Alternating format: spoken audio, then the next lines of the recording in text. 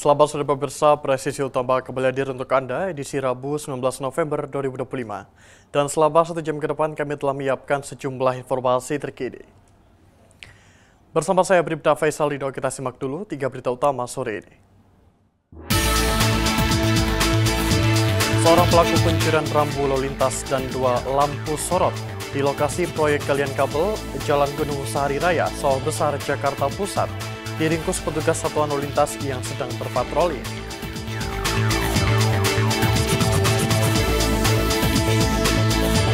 Satres Narkoba Polres Temanggung mengungkap 7 kasus penyalahgunaan narkoba selama periode Oktober 2025.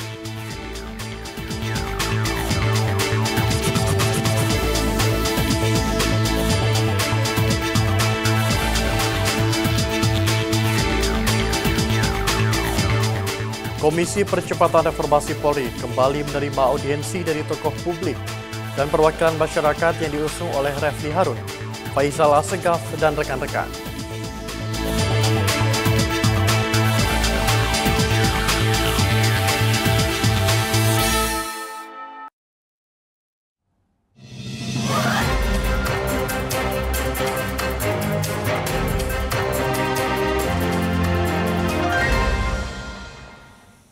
Di informasi pertama, pemirsa, Polri terus menunjukkan komitmen dalam penanganan kasus penculikan anak yang terjadi beberapa waktu lalu di wilayah jajaran Polda Sulawesi Selatan. Berikut informasi selengkapnya. Polri melalui Polda Sulawesi Selatan telah berhasil mengungkap jaringan perdagangan anak lintas provinsi serta mengamankan 4 orang pelaku pada awal bulan November 2025. Kasus penculikan terungkap ketika korban bernama Bilkis berusia 4 tahun hilang saat tengah menunggu sang ayah bermain tenis di Taman Pakui Sayang, Makassar, Sulawesi Selatan pada 3 November 2025. Bilkis ditemukan dalam kondisi selamat 5 hari kemudian di wilayah Jambi dan telah kembali ke rumah bersama keluarganya setelah sebelumnya diperdagangkan 3 kali oleh 4 pelaku.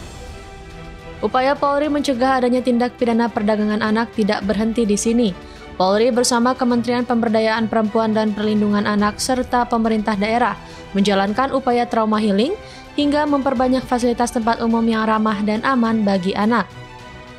Ya, fenomena yang diungkap oleh Polda Sulawesi Selatan melalui Polres Tabes Makassar, ya, ini merupakan wujud perlindungan Polri kepada kaum rentan, khususnya anak. Namun anak bagian daripada kepedulian kita bersama, baik itu keluarga, orang tua maupun juga dengan lingkungan. Tentu dalam proses penegakan hukum yang sudah berlangsung dengan beberapa yang harus dikembangkan kembali oleh Polda Sulsel, ya, dengan mendasari pada keterangan tersangka, ada beberapa kali yang masih perlu didalami dalam melakukan dugaan tindak pidana anak, maka tentunya ini menjadi bagian concern seluruh jajaran, baik itu ada di Bareskrim, Direktorat PPA dan PPO, melakukan langkah-langkah secara komprehensif. Langkah yang paling utama dilakukan adalah Polri bersinergi kolaborasi dengan kementerian terkait, baik itu pemberdayaan perempuan dan perlindungan anak di kementerian juga turut serta ambil bagian, termasuk di pemerintah daerah dalam hal kemarin juga melakukan trauma healing, ya, dan juga memberikan respon bagaimana menjaga kepedulian anak pada lingkungannya, sehingga ada beberapa contoh seperti sekolah ramah anak, tempat-tempat fasilitas umum yang betul-betul aman anak. Ini menjadi momentum bagi seluruh nasional memberikan ruang-ruang anak yang aman. Bersamaan dengan upaya tersebut, Kapolri mengarahkan jajarannya untuk melakukan peningkatan kemampuan bagi seluruh personil Polri, baik di tingkat Mabes hingga Polda. Ya, Bapak Kapolri memberikan suatu respon yang sangat strategis, ya, dengan adanya Direktorat PPA dan PPO, kemudian juga dikembangkan di beberapa Polda, ya, Polda tipe A lama beberapa, itu akan dibentuk Direktorat PPA. Nah, Nah, tentu secara kapabilitas dan kompetensi sedang disusun dan harapannya ini juga bagian daripada langkah strategis untuk secara struktur memberikan pelayanan yang lebih optimal kepada masyarakat khususnya pada kaum rentan anak yang tujuannya adalah bagaimana anak bisa tumbuh kembang aman sehingga ini merupakan generasi emas pada tahun 2045 nanti. Ini patut kita jaga dan kita berikan kepedulian bersama. Namun demikian Polri tidak bisa bekerja sendiri, tetap seluruh elemen masyarakat bisa terlibat dan juga kolaborasi dengan kementerian lembaga terkait. Respon cepat dan penanganan Polri terkait kasus ini menjadi wujud komitmen Polri memberantas tindak pidana perdagangan orang di Indonesia, baik jaringan dalam maupun luar negeri. Dari Jakarta, Tim Liputan Polri TV. Pemirsa, menanggapi maraknya perilaku bullying antar anak dan remaja, Polri turut melakukan upaya pencegahan dan edukasi secara merata. Hal ini disampaikan oleh Karopenmas Divisi Humas Polri pada 19 November 2025. Berikut keterangan selengkapnya.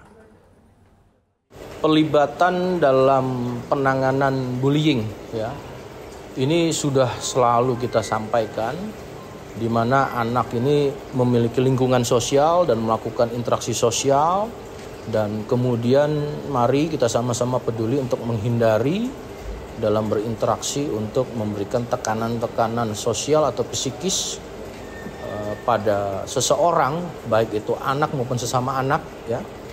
Nah, tentunya lingkungan-lingkungan yang bisa kita identifikasi beberapanya ada di lingkungan-lingkungan tempat dia tinggal maupun lingkungan-lingkungan tempat umum ataupun bahkan di pendidikan. Nah, tentunya kepedulian dalam hal lingkungan sosial anak dalam berinteraksi sosial sesama mereka ini dibutuhkan kepedulian untuk saling menghargai, ya, khususnya di anak. Kemudian juga di situ ada mentor, guru atau bahkan orang yang lebih dewasa lebih bisa memberikan edukasi atau local heroes atau role model yang bisa memberikan dampak keteladanan untuk saling menghargai, dan ini diharapkan bisa memitigasi. Namun dari Polri menghimbau, ya, kepada seluruh masyarakat, mari kita hentikan stop to bullying,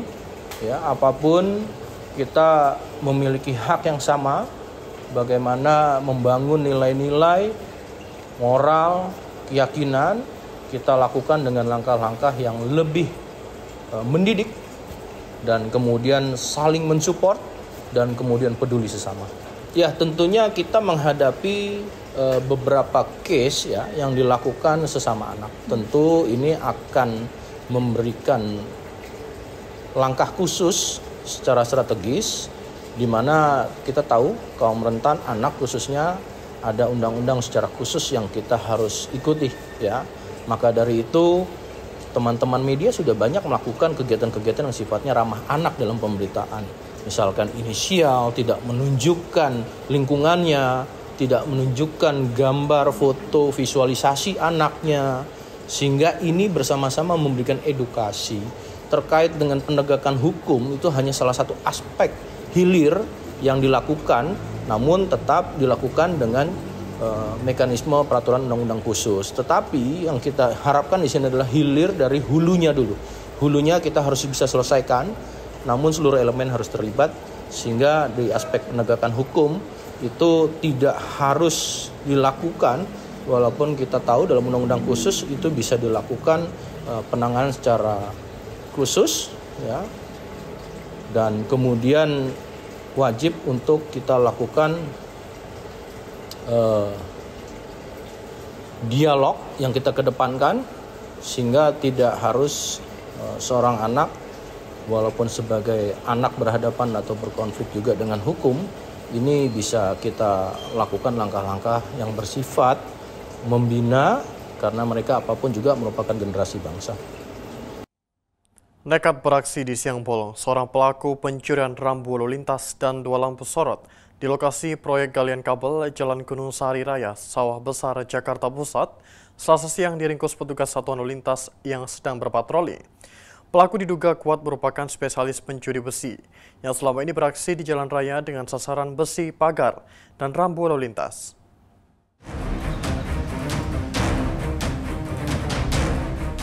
Pemuda pelaku pencurian ini hanya bisa tertunduk malu saat diamankan petugas di pos lalu lintas Gunung Sahari Sawah Besar, Jakarta Pusat. Pelaku tertangkap basah saat mencuri sebatang besi rambu lalu lintas dan 2 lampu sorot di lokasi proyek galian kabel Jalan Gunung Sahari Raya. Menurut petugas, pelaku beraksi saat para pekerja tengah sibuk menggali tanah untuk pemasangan kabel tanam. Pelaku pun berhasil diamankan oleh seorang petugas Satlantas yang tengah berpatroli. Diduga kuat, pelaku merupakan spesialis pencuri besi yang selama ini beraksi di jalan raya dengan sasaran besi pagar dan rambu lalu lintas. Jadi pelaku ini udah sering kita tegur karena sering ngambil besi-besi ya. Ternyata dia kembali ngulang minggu ini. Pas tadi dia ngambil lampu-lampu sorot itu agak mahal, termasuk yang pelang arah rambu-rambu yang dibuat Pemda itu pun ikut dipotong. Pada saat dia gotong tadi anak buah saya melintas melihat karena yang udah sering kita tegur ternyata pelaku yang biasa kita tegur telah membawa 2 buah lampu sorot sama tambah pelang petunjuk jalan yang arah. Nah ini pelaku berapa orang, Pak? Pelaku 1 orang. Membawa kendaraan atau jalan kaki, Pak? Dia jalan kaki. Jadi pelaku dibawa kemana saat ini, Pak? Pelaku langsung kita serahkan ke Polsek Sawah Besar untuk diproses lebih lanjut. Untuk mempertanggungjawabkan perbuatannya, pelaku beserta barang bukti kemudian dibawa petugas ke Polsek Sawah Besar. Dari Polsek Metro Sawah Besar, Polres Metro Jakarta Pusat melaporkan untuk Polri TV. Pemirsa, Satuan Reserse Narkoba Polres Temanggung mengungkap 7 kasus penyalahgunaan narkoba selama periode Oktober 2025. Dari pengungkapan tersebut, 8 tersangka berhasil diamankan dengan total barang bukti yang mencakup 1.107 butir obat keras jenis Yarindo, 73 butir psikotropika, serta narkotika jenis sabu seberat 1,03 gram. Assalamualaikum warahmatullahi wabarakatuh. Selamat siang, salam presisi. Saya Hector Rosikan, kasus Sipinmas Polres Temanggung. Pada hari ini melaporkan kita ke masyarakat kegiatan konfirmasi terkait dengan hasil ungkap kasus Satgas Narkoba selama 1 bulan terakhir, itu bulan Oktober tahun 2025. Mari sama-sama kita rasakan konfirmasi pada hari ini. Pengungkapan dilakukan di 4 wilayah meliputi Kranggan, Temanggung, Kedu, dan Candiroto. 3 tersangka obat keras didapati mengedarkan Yarindo dengan cara memecah obat dalam jumlah besar menjadi paket kecil yang dijual kepada para remaja. 3 kasus psikotropika juga terungkap. 2 diantaranya merupakan pengedar yang memanfaatkan resep dokter, sementara 1 tersangka lain membeli obat secara daring tanpa resep. 2 tersangka lainnya terlibat dalam peredaran sabu dengan barang bukti total 1,03 gram. Seluruh tersangka dijerat dengan Undang-Undang Kesehatan, Psikotropika, dan Narkotika dengan ancaman pidana serta denda hingga miliaran rupiah. Hingga November 2025, Polres Temanggung telah mengungkap 45 kasus narkoba dengan total 61 tersangka dan terus meningkatkan pemberantasan peredaran obat keras serta narkotika di wilayah setempat. Demikian tadi kegiatan konferensi terkait dengan hasil ungkap kasus selama 1 bulan, yaitu bulan Oktober 2022 yang dilaksanakan oleh Satgas Narkoba Polres Temanggung. Hector Rosikan melaporkan dari Polres Temanggung. Salam presisi. Pemirsa, Direktorat Reserse Kriminal Umum Polda Kalimantan Selatan membongkar home industry yang memproduksi minuman keras, oplosan ilegal yang meniru merek ternama termasuk merek luar negeri. Menyampaikan kepada teman-teman media bahwa yang pertama masalah miras. Minggu kemarin kita melakukan pengungkapan minuman keras yang dibuat home industry.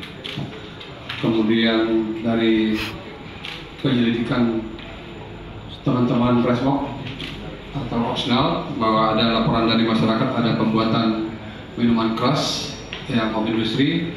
Kemudian teman-teman melakukan penyelidikan, kemudian di Banjarmasin kita temukan pembuatan minuman keras home industry seperti yang kita lihat di depan.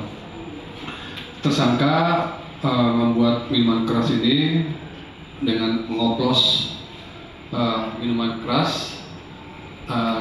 Beliau yang tersangka membuat membeli melalui Shopee, kemudian diracik dalam satu ember, kemudian mereknya disesuaikan dengan aroma yang dibuat oleh pelaku, kemudian dijual kepada orang-orang yang tertentu yang beliau anggap pengguna atau peminum, baru dia jual kepada orang tersebut. Kemudian Singleton, kemudian Contro, Hennessy, Macallan. Jadi ini merek-merek yang cukup bagus. Yang ini yang dibuat, dia belajar, kemudian dicampur, dia belajar di Shopee. Kemudian kalangan tersendiri juga ini penggunanya. Beda seperti miras-miras yang pada umumnya itu yang harga murah, ini kan harganya cukup mahal. Pemirsa, kami akan segera kembali usai jeda berikut ini.